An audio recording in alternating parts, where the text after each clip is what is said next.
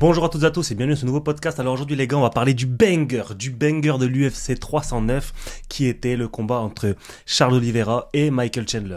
Alors on a vu un Charles Oliveira dominant, le tabasser pendant 4 rounds, mais qu'est-ce qui s'est passé dans ce 5e round?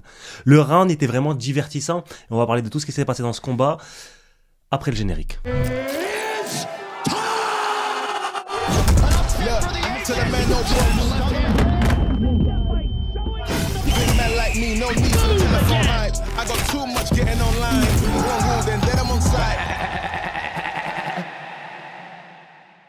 Voilà, de retour pour parler de ce co-main event qui vraiment a tenu toutes ses promesses. Alors on a vu un Charles Oliveira, qui es-tu? Charles Oliveira, mais vraiment qui es-tu? Moi je savais que t'allais gagner. Très honnêtement, tous mes pronostics, je disais, bon, Charles Oliveira va gagner, Michael Chandler, il a battu personne, il a battu juste Tony Ferguson qui était vieillissant, il a battu un Dan Hooker qui a perdu contre beaucoup de monde. Chandler, il a même déjà perdu contre Charles Oliveira, il va rien pouvoir lui faire. Je le savais, mais pas à ce point. Charles Oliveira, ce que tu lui as fait pendant 4 rounds, c'est digne c'est exceptionnel ce que tu lui as fait. Pendant 4 rounds, il n'a pas vu le jour. Il n'a vraiment pas vu le jour. Mais il y avait toujours cette petite crainte, parce que j'étais en live avec certains d'entre vous. D'ailleurs, merci d'être venus sur le live, etc. Mais il y avait toujours cette petite crainte de ça reste Chandler, il est explosif, on se rappelle de comment il a touché Dan Hooker, on se rappelle de comment il a couché Tony Ferguson, c'est toujours sur des phases, et même s'il perd le combat avant, par exemple contre Tony Ferguson, c'est toujours sur des phases où il explose en un coup et il touche. Et ben là, dans le 5e round, bon, cette peur, elle a persisté, et dans le 5e round, qu'est-ce que c'était compliqué? C'était compliqué pour Charles Oliveira. Alors, vraiment, avant de venir sur 5e round, dès le début du combat, premier coup, IPOC, Charles Oliveira qui se tient à l'œil, etc. Je me dis, oula, non, pas déjà. Et non, il déroule, vraiment. Michael Chandler, vraiment comme une biche devant des phares, il savait plus où aller, il courait, il y avait des souvenirs du Vietnam, quand Charles Oliveira lui courait après pour lui mettre ce fameux crochet du gauche qu'il l'avait couché à l'aller, j'allais dire au match aller. Vraiment, en striking il était dépassé, en lutte il était dépassé, au sol il était dépassé. Alors il s'est pas fait soumettre, et franchement quand t'as un Charles Oliveira qui est dans ton dos pendant tout ce temps, tu te fais pas soumettre, c'est que vraiment quand même il y a du respect à mettre sur ton nom, ça c'est vraiment à pas lui enlever, mais dans la globalité du combat, sur tous les aspects, il n'a pas été dangereux. Charles Oliveira, vraiment un striking exceptionnel.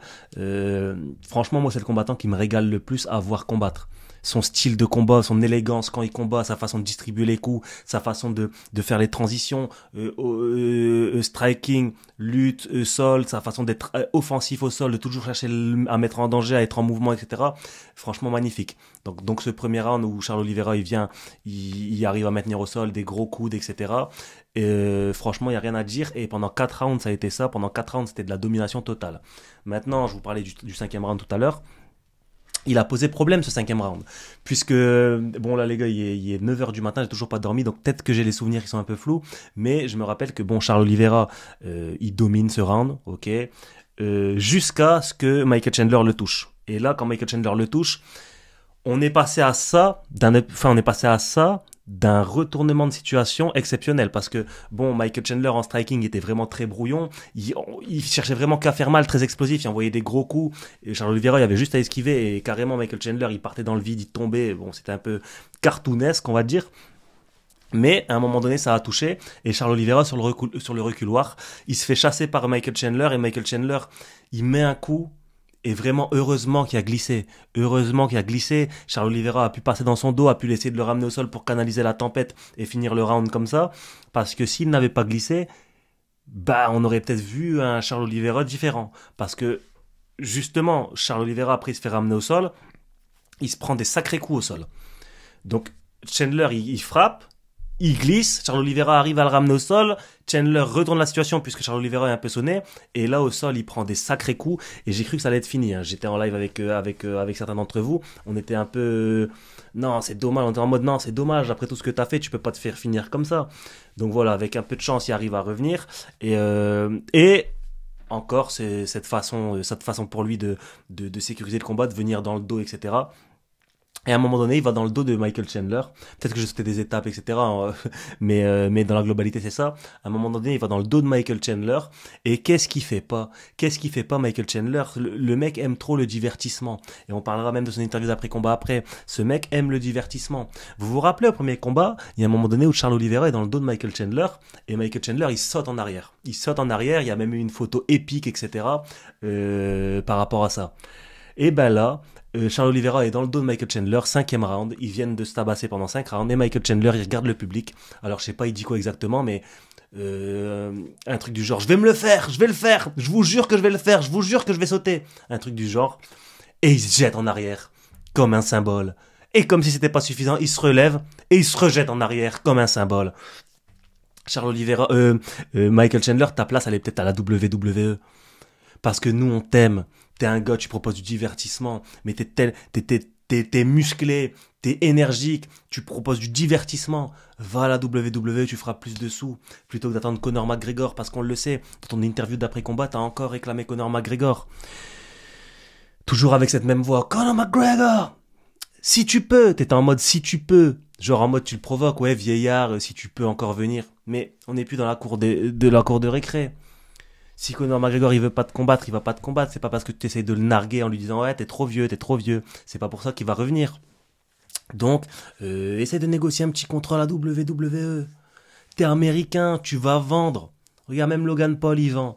Ce serait magnifique. Moi, je kifferais. Je regarde pas la WWE, mais WWE, j'articule même plus. Mais pour toi, j'irai voir. Mais voilà, toujours ce grand divertissement.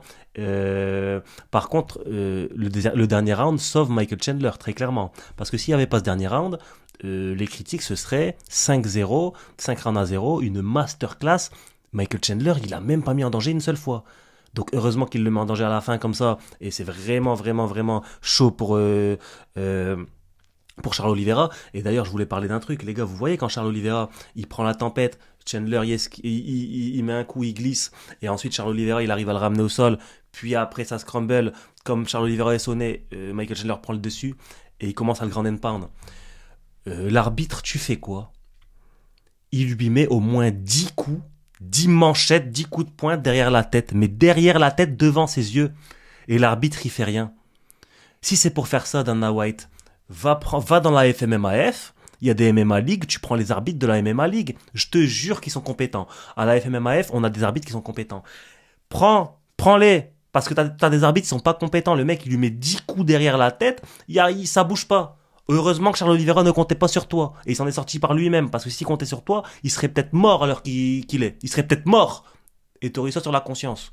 Donc voilà, c'est très important de le souligner, cette incompétence de l'arbitre. Mais heureusement que Charles Oliveira a su s'en sortir. Parce que là, ça aurait été vraiment un scandale. Hein. Vraiment, ça aurait été un très très gros scandale. Déjà, en plus d'être un retournement de situation exceptionnel, ça aurait été un très gros scandale parce que c'est des coups interdits. Alors je sais, hein, il y a les coups de coude de 12 heures à 6 heures, comme ça de haut en bas, qui sont autorisés, mais ça n'inclut pas les coups derrière la tête. D'ailleurs, on a vu John Jones un peu les utiliser une fois, je crois, une fois ou deux. Charles Oliveira les a utilisés un peu plus de fois. Et ça apporte une autre dynamique au Grand and Pound. Et je trouve que c'est pas mal. Donc qu'est-ce que tu vas faire par la suite, Charles Oliveira? Je te pose la question, qu'est-ce que tu vas faire par la suite? On va regarder ton tapologie ensemble. Charles Oliveira, t'es un vétéran, bon, t'as perdu contre Arman Saroukian, mais moi je me rappelle ce que tu lui as fait à Arman Saroukian, et là il va peut-être faire le titre contre Islam Makhachev, et franchement, Charles Oliveira, c'est exceptionnel. Charles Oliveira a tabassé tout le monde.